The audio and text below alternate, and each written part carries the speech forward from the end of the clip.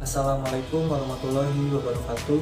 Kami dari kelompok 24A di sini akan mempresentasikan terkait tugas besar kami mengenai fenomena El Nino dan La Nina. Sebelum memulai presentasi ini, izinkan saya dan teman saya memperkenalkan diri terlebih dahulu. Perkenalkan, nama saya Farul Roji, NIM 119230017.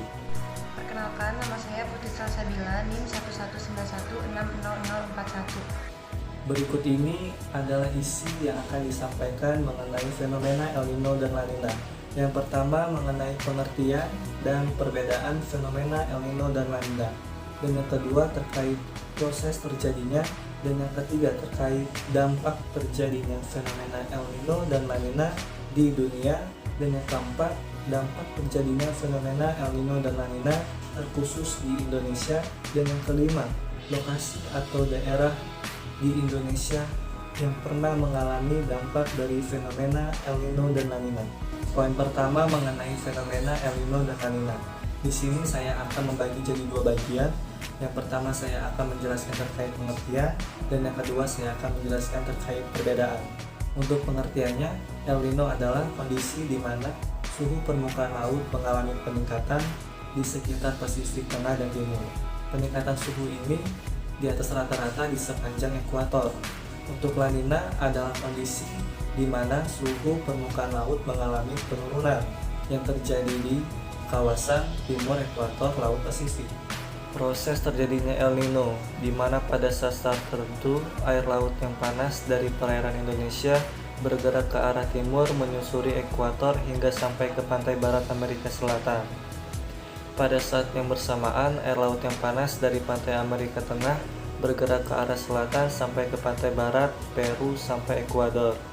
Lalu akan terjadilah pertemuan antara air laut yang panas dari Indonesia dengan air laut yang panas dari Amerika Tengah di pantai barat, Peru sampai Ekuador, dan berkumpulan massa air laut panas dalam jumlah yang besar, serta menempati daerah yang luas.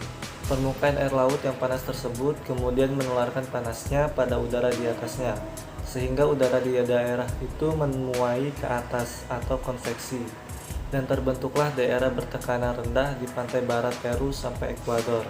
Akibatnya, angin yang menuju Indonesia hanya membawa sedikit uap air sehingga terjadilah musim kemarau yang panjang. Sedangkan untuk proses terjadinya La Nina, itu diawali dengan perjalanan air laut yang panas ke arah barat tersebut, akhirnya akan sampai ke wilayah Indonesia. Akibatnya wilayah Indonesia akan berubah menjadi daerah bertekanan rendah atau minimum, dan semua angin di sekitar Pasifik Selatan dan Samudera Hindia akan bergerak menuju Indonesia. Angin tersebut banyak membawa uap air, sehingga di Indonesia akan sering terjadi hujan lebat. Itulah sebabnya penduduk Indonesia diminta untuk waspada karena hujan yang lebat dapat menyebabkan banjir. Dampak terjadinya fenomena El Nino dan La Nina pada dunia. Pada El Nino, munculnya kekeringan atau panas sebagai dampak dari gejala alam terjadinya El Nino pada beberapa daerah tak selalu menyebabkan kekeringan atau panas.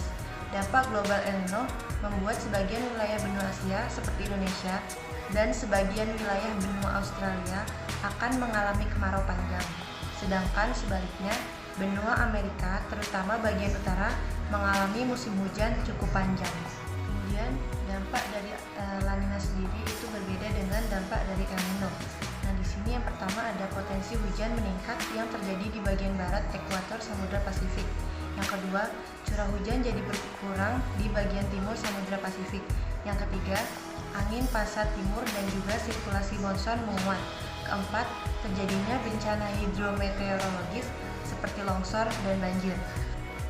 Kelima, beresiko merusak tanaman seperti tanaman semusim dan juga sawah karena hujan yang berkepanjangan lalu banjir. 6. Berkurangnya tangkapan ikan para nelayan karena kurang kandungan klorofil A yang merupakan makanan ikan di lautan. Yang terakhir, dampak positif bagi pertanian karena kondisi pengairan di lahan pertanian akan tetap basah karena hujan tetap turun meskipun sedang musim kemarau. Kemudian di sini ada dampak terjadinya fenomena El Nino dan La Nina secara khusus di Indonesia.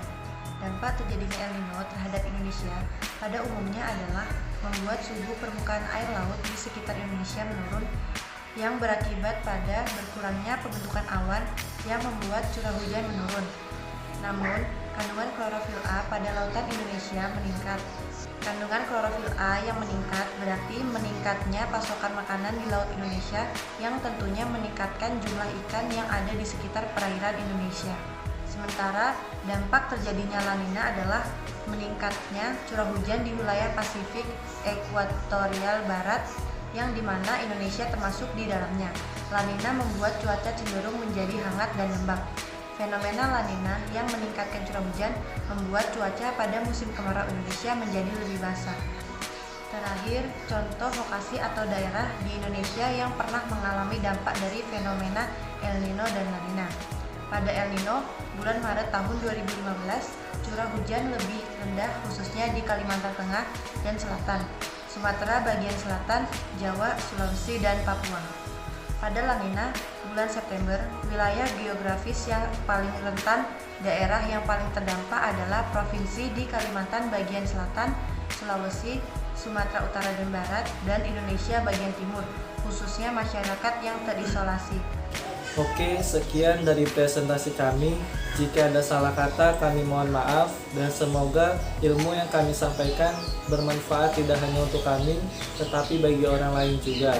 Kami akhiri, wassalamualaikum warahmatullahi wabarakatuh.